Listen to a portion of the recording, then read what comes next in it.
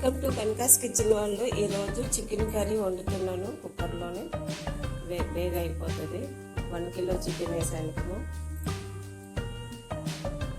కొంచెం సరిపోయినంత సాల్ట్ వేయాలి. కొంచెం వేసాను. నేను ఇప్పుడు పసుపు 1 స్పూన్ వేసాను. ఇది ఒక పక్క నీరంతా ఇంకిపోయిన దాకా మగ్గాలి. అక్కడ ఇంకొకటి ఎల్లుల్లిపాయలు, అల్లం, పచ్చిమిరకాయలు, కరివేపాకు, 1 ఉల్లిపాయ, 2 టమాటీలు ఇవన్నీ మిక్సీ చేయాలి. మిక్సీ జార్లో వేస్తున్నాను. కట్ చేసి వేసుకుంది.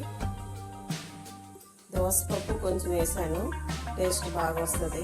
వాటర్లో నానబెట్టేసి వేసాను కొంచెం. ఇది నీరంతా ఇంకిపోయిన దాకా కుక్కర్లోనే పెట్టాను. వేరేగా స్టీమ్ మూత కట్టుకుంటా ఆయించేది. అది ఇప్పుడు కలర్ పెట్టి ఆయిల్ వేస్తాను. ఆయిల్ వేసాక మిక్సీ పట్టిన మసాలా ఇప్పుడు ఆయిల్లోనే వేస్తాను.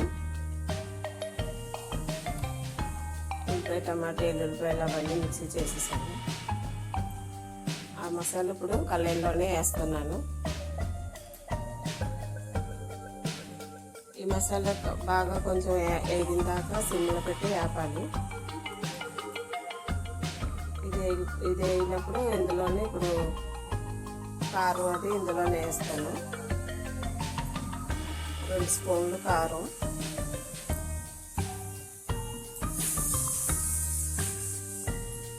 ధనియాల పౌడర్ 2 స్పూన్లు,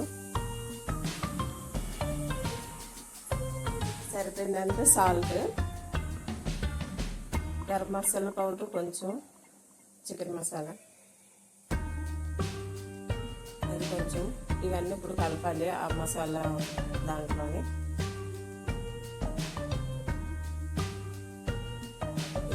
బాగా కొంచెం ఫ్రై అవ్వాలి ఆయిల్లో. కొద్దిగా ఆయిల్ వేసి నేను వండుతున్నాను. నా వంటలన్నీ కొంచెం ఆయిల్ వేస్తున్నాను. గరం మసాలా ఆకు చిన్నది, లవంగా, చెక్క కొద్దిగా వేసాను.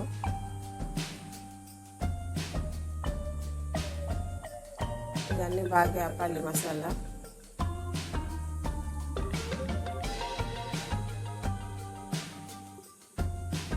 ఇప్పుడు ఆయించిన చికెన్ ఈ కళాయిలోనే కలుపుతాను.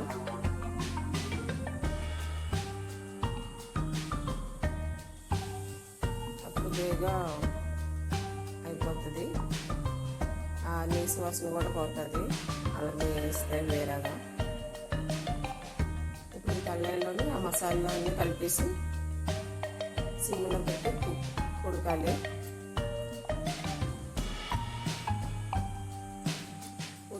దగ్గర అయిందాక ఉంచాలి. కొంచెం వాటర్ కొంచెం వేయాలి. ఆ మిక్సీ చేసిన వాటర్ ఇందులో కొద్దిగా వేస్తాను కలిపేసి. అప్పుడు తర్వాత సిమ్లో పెట్టి ఉడకాలి.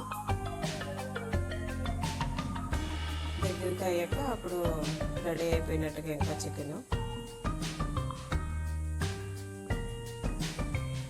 ఇది సిమ్లో పెట్టి మగ్గించాలి. ఇప్పుడు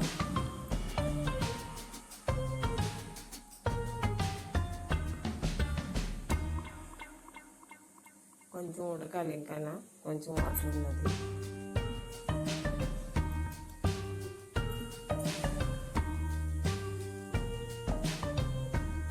రెడీ అయిపోయింది చికెన్ కర్రీ. టేస్ట్ అయితే